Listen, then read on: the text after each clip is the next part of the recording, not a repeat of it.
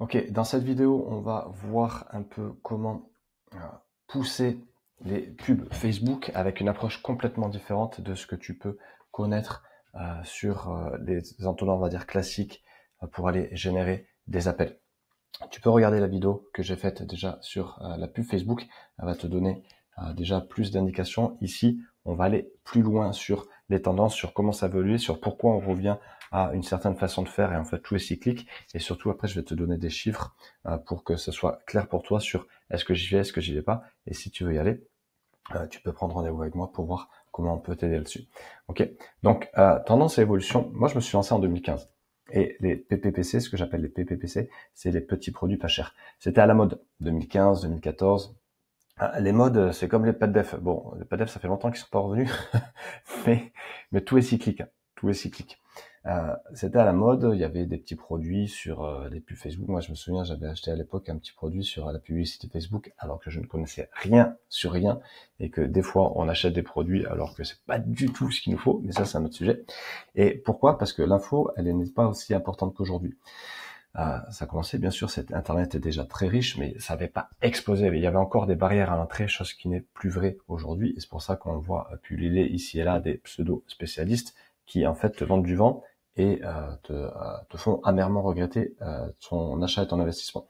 Et typiquement, le fameux lead magnet à 7 euros qui ensuite a mené vers la gamme de produits. Donc ça ressemblait à ça. Hein. Ça ressemblait à typiquement pub Facebook ou alors, en tout cas, trafic qui pouvait comprendre de la pub et aussi de l'organique. Donc à l'époque, c'était par exemple blog, typiquement. Ok. Et ensuite, ils envoyaient sur un petit produit, ce qu'on appelle un lead magnet à 7 euros, le fameux. Et ensuite, derrière, il pouvait y avoir de l'order bump. Donc l'order bump, c'est, tu sais ce qu'il y a sur le bon de commande, exceptionnel, offre unique ici, le petit produit en plus qui est disponible nulle part ailleurs. Donc ça joue sur l'urgence et ça permet un petit order bump, tu vois, sur un produit à 7 euros. Sur un produit à 7 euros, tu mets un truc à 9 euros, ça permet d'augmenter le panier moyen. Donc parce que si un order bump, tu le fais ça convertit à 20%, ben tu rajoutes 20% de chiffre d'affaires. Donc c'est toujours intéressant.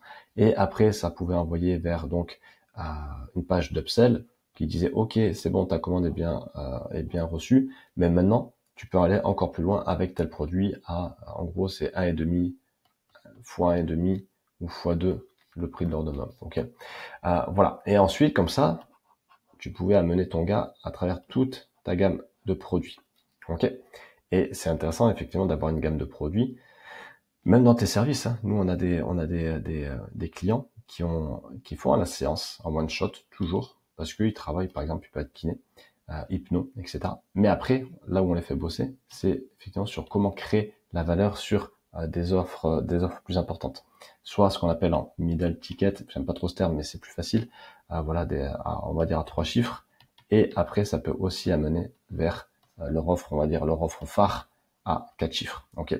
Et comme ça, en fait, les personnes peuvent entrer soit directement ici, soit elles entrent là. Et là, c'est plus facile parce que tu crées, mine de rien, la confiance, tu crées le lien, tu crées la satisfaction. Et ça, que tu le veuilles ou non, ce sont des critères hyper importants pour ensuite aller garder un client. Ok. Mais revenons à nos moutons. Ok. Puis, il y a eu l'avènement du high ticket. C'était 2019 en France. Il y a Sam Ovens qui a donné plus ou moins le coup d'envoi avec son consulting.com, où justement cette approche-là, elle a été moquée, elle a été dénigrée. Et le discours que tout le monde disait, c'était qu'il fallait vendre directement cher, qu'il fallait plus s'emmerder avec des lead magnets à 7 euros, etc., parce que ça servait à rien, parce que c'était trop long, etc.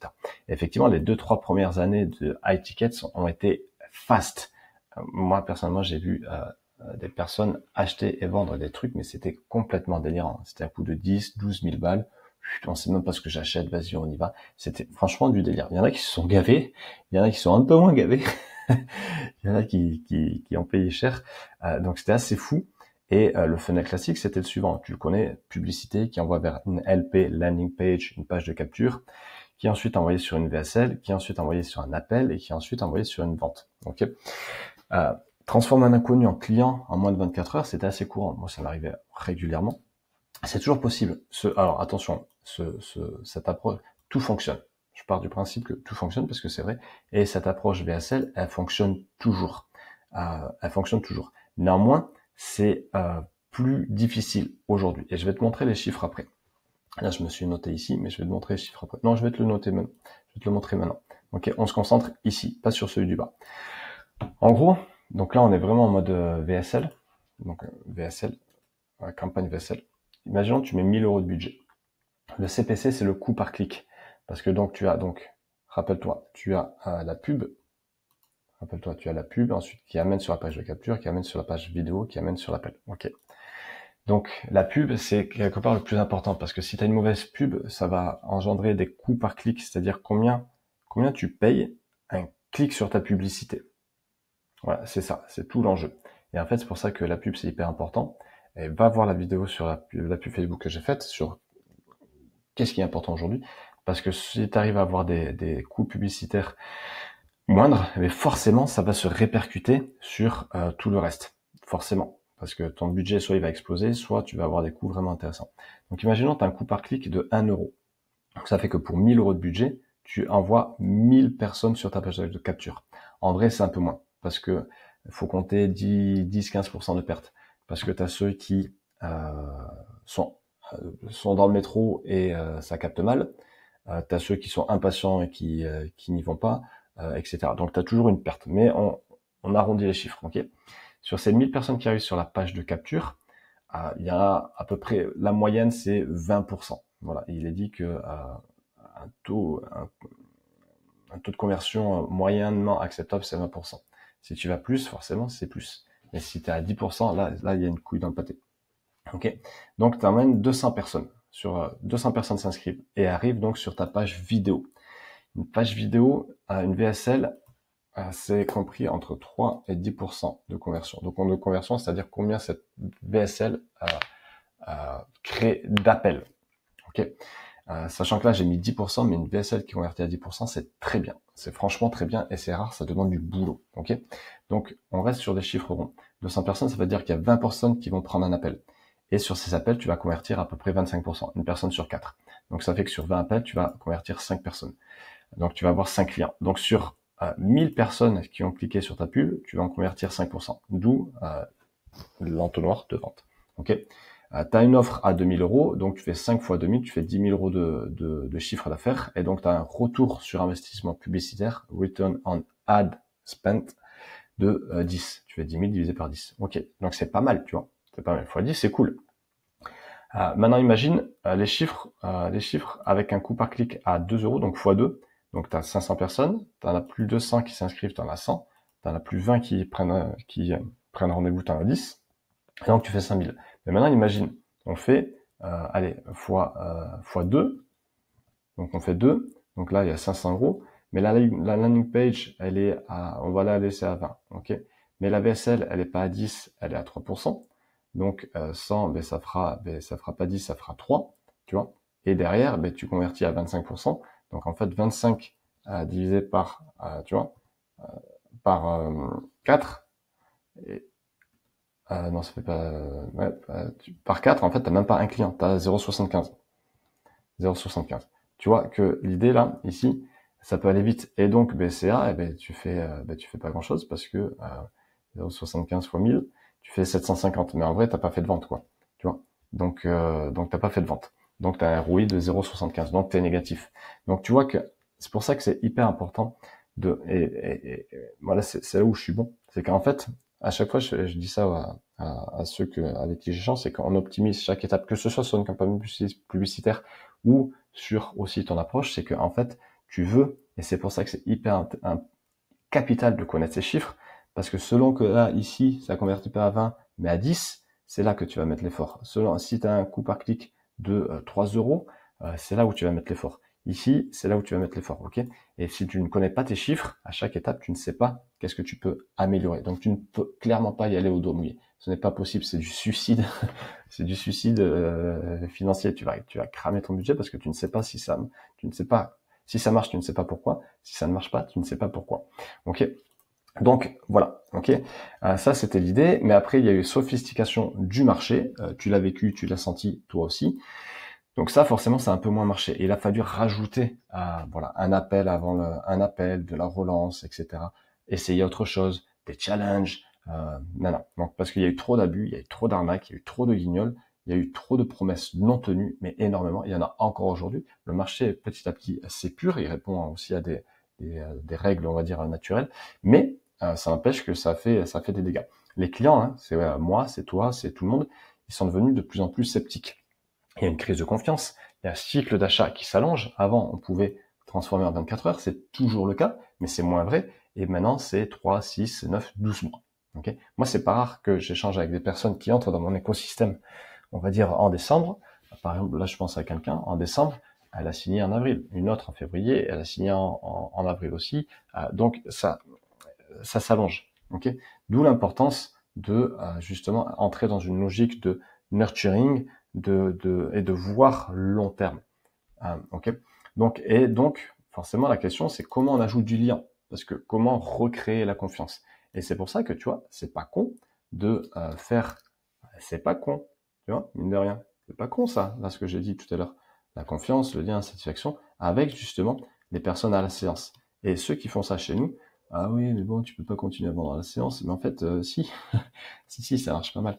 C'est pour ça que, petit encart publicitaire, euh, notre approche de visibilité en local avec mon partenaire Adrien, plus nous, positionnement, offre, structuration, écosystème, et en fait, on va dire éco égale très bonne idée, très bonne idée. Voilà, donc si tu veux mettre ça en place, franchement, tu m'écris. Ok, on revient là. Donc, d'où aujourd'hui le fait d'ajouter de nouveau des étapes intermédiaires. Alors, il y a aussi voilà les challenges qui ont explosé, etc. Mais à mon avis, les challenges, c'est fini.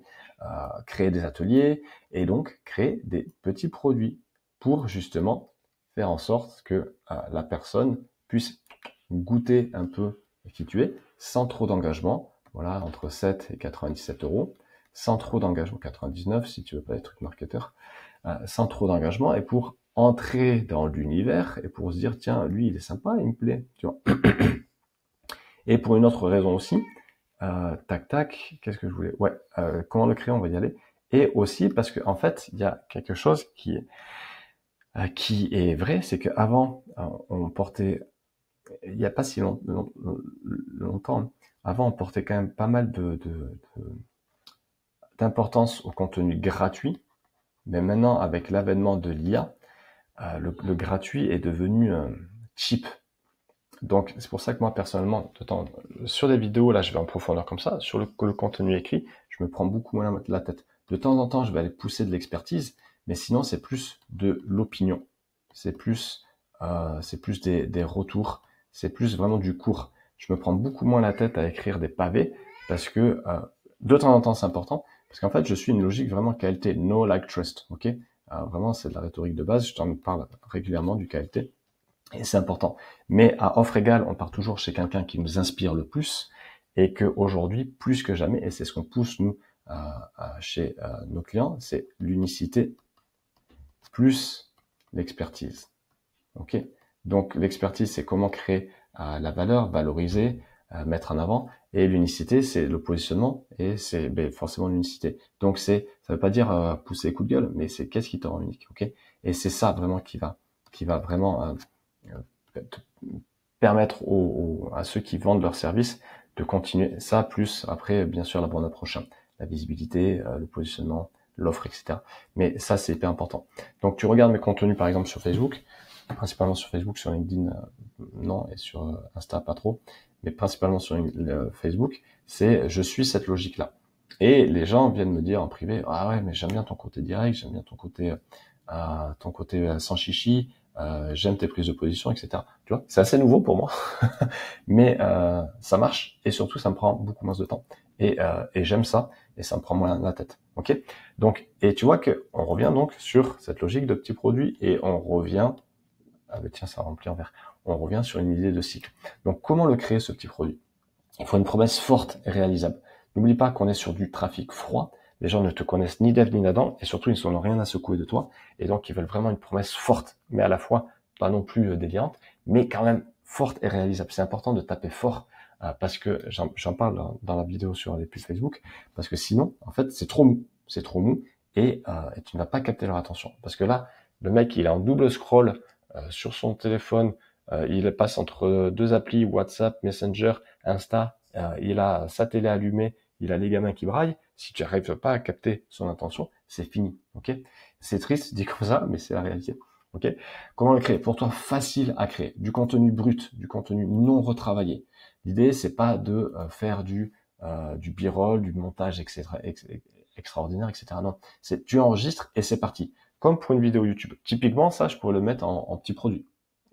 Pourquoi pas? Pourquoi pas? D'ailleurs, c'est une idée. Pourquoi pas?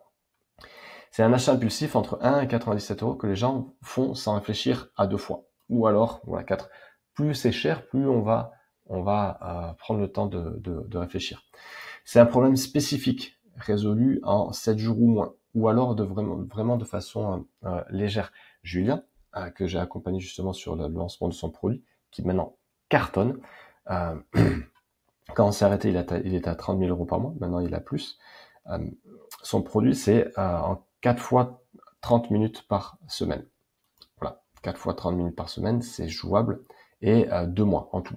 Donc, par rapport à la douleur à laquelle il s'adresse, la douleur qu'il adresse et les résultats, c'est la balance, elle est hyper intéressante. Consommer en une seule fois, donc lui, 3 heures ou moins. Voilà, là par exemple, moi j'avais lancé en exemple avec un petit produit que j'avais lancé cet hiver, la vidéo durait 1 heure et elle adressait un problème spécifique. Je l'avais mis à 29 euros. Ça s'était vendu. Je l'ai arrêté après parce que je voulais tester et j'avais pas forcément mis le budget nécessaire sur ça et que au moment où j'ai arrêté, elle n'était pas forcément rentable, très honnêtement. Et après, on va y revenir. Donc, consommer en une seule fois, ou alors de façon facile, et basé sur des problèmes que tu as personnellement résolus. Ça, c'est important. Voilà. Et surtout, vraiment une approche manuelle, une approche d'implémentation. Montre-leur exactement comment faire. C'est tout l'intérêt du petit produit. C'est vraiment un snack digital de, tiens, un problème spécifique, voici la réponse. Oui, mais elle est peut-être sur YouTube. Oui, mais justement, mais elle est très certainement sur YouTube. Julien, tu tapes des vidéos de moine Shaolin sur YouTube, tu vas trouver. Mais le fait justement de t'engager à mettre à acheter sur vraiment un problème spécifique fait que tu vas acheter et tu vas le suivre ou pas. Mais l'idée, c'est que tu l'achètes, tu vois. Donc voilà. Et là, on est vraiment à l'encontre justement d'un accompagnement assez holistique qui prend en compte tout de A à Z. Là, on est vraiment sur un problème vraiment hyper laser. Et au niveau du marketing, vraiment, tu veux du Pareto, vraiment 80% sur la promesse, parce que après, c'est assez. Après, tu peux dérouler, parce que après, en fait, ce qui se passe, c'est que donc tu veux lancer la pub Facebook. Ensuite, tu veux tu veux créer la page de vente, puis l'order bump, puis un upsell. Et il faut forcément la séquence email automatisé plus automatiser les accès. Etc., etc., etc. Donc tu vois, là c'est quand même beaucoup de boulot. Si tu te batailles sur tout ça, alors avant de lancer, en fait tu perds du temps et donc des idées. Donc tu veux vraiment te concentrer sur la pub et sur la page de vente. Et vraiment en mode 80-20. Là je te montre un exemple. Alors c'est très typé à l'anglo-saxonne, très typé marketing agressif, mais en gros le mec il ne s'emmerde pas. Et je sais pour sûr que ce gars fait des ventes parce que je le connais et qu'il les partage à ses résultats et que je le connais à l'intérieur. Je suis dans l'un de ses accompagnements. Donc d'ailleurs lui il parle de digital snack, tu vois. Et voilà, là promesse très forte. Là c'est c'est même pas une vidéo, c'est juste un screen et voilà le bouton. Et après, je t'ai pas mis, mais il y a un money back guarantee, une garantie, et c'est tout, en fait. Et derrière, si ça fonctionne, Julien a commencé comme ça. On a commencé vraiment avec la page de vente, et sur la page de vente, vraiment, c'était la promesse. La promesse. Donc, tu vois, ça, c'est hyper important. Et comme ça, tu testes vite. Et tu te casses pas la tête. Et après, si ça marche, derrière, tu peux commencer à essayer d'augmenter le panier moyen, à créer un upsell pour continuer, etc. Donc vraiment, c'est hyper important. Je vais te montrer des chiffres. Ici, on est pareil. Voilà. Donc, on part sur les mêmes chiffres. Budget, 1000 euros, ok. Le coût par clic, 1 euro. Donc, tu as 1000 personnes sur la page de vente. On va dire, tu en as 50% qui vont aller sur le bon de commande. Et tu as un achat. En gros, oublie tout ça. Une page de vente qui convertit correctement, c'est 3%. C'est-à-dire que sur 100 personnes que tu envoies sur ta page de vente, quand elle convertit correctement, c'est 3%. 5%, c'est énorme. 5% déjà, c'est énorme. Tu dis, putain, envoyer 100 personnes pour 3 ventes à peine. Donc, c'est-à-dire que si tu as 1000 personnes ici, tu vas faire 30 ventes. Voilà. Tu vas faire 30 ventes. Donc, pour 1000 personnes, tu vas faire 30 ventes. Et donc, si tu vends à 29 euros, tu vas faire donc 1500 euros. Donc, un ROAS de 1,5 parce que tu as mis 1000 euros. OK? Mais si tu as un coût par clic à 2 euros, eh bien, tu vas faire donc 30 toujours à 3%, tu vas faire donc 750 euros de vente. Donc là, tu es en négatif, tu vois. Mais ça veut dire que tu as fait quand même, 30 ventes. Donc en fait, c'est là où c'est intéressant parce que c'est là où en fait il faut voir que les avantages, alors les inconvénients, voilà, c'est la technique, on en a parlé, et ça demande du budget et donc de la trésor, c'est le cash in king toujours, et d'être prêt de le cramer pour tester. Pour justement définir le budget, important pour éviter le syndrome du Concorde. Donc le syndrome du Concorde, c'est que les mecs, ils ont lancé un bijou, mais qu'en fait, c'était tellement coûteux.